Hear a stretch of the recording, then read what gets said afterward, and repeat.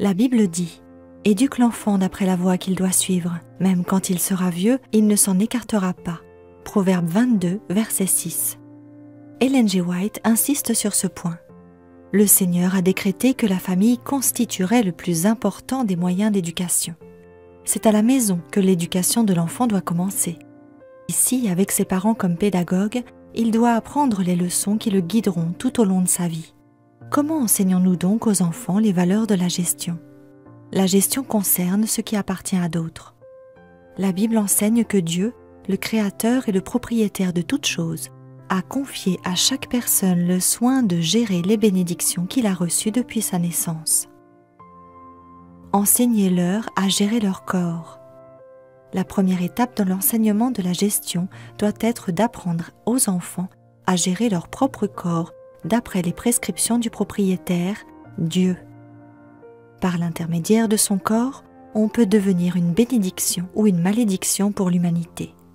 Paul nous dit, en effet, « Il nous faudra tous comparaître devant le tribunal de Christ afin que chacun reçoive le salaire de ce qu'il aura fait, bien ou mal, alors qu'il était dans son corps. » Il ajoute, « Ainsi donc, que vous mangiez, que vous buviez ou quoi que vous fassiez, faites tout pour la gloire de Dieu. » Les parents ajoutent du sens et de l'utilité à la vie de leurs enfants chaque fois qu'ils enseignent et pratiquent de bons principes de santé.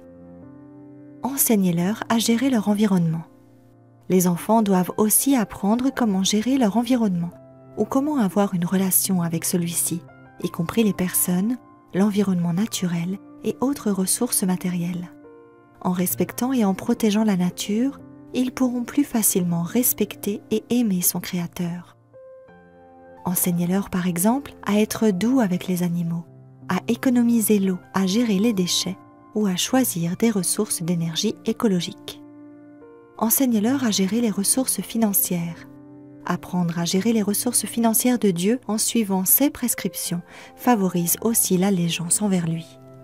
Pour les enfants de 3 à 5 ans, enseignez-leur des concepts très simples, comme identifier des pièces de monnaie et des billets de banque, et expliquez-leur en termes simples ce qu'est l'épargne.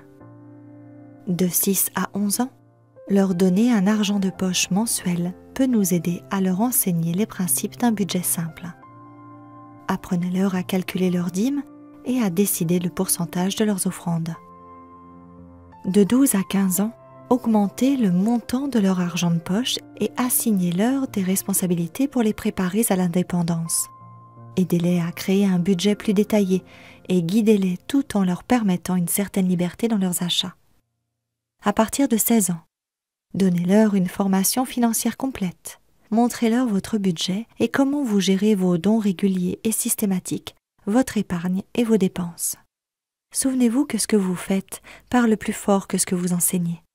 En éduquant nos enfants dans les principes de gestion, puissions-nous mettre nos désirs à la dernière place et Dieu à la première.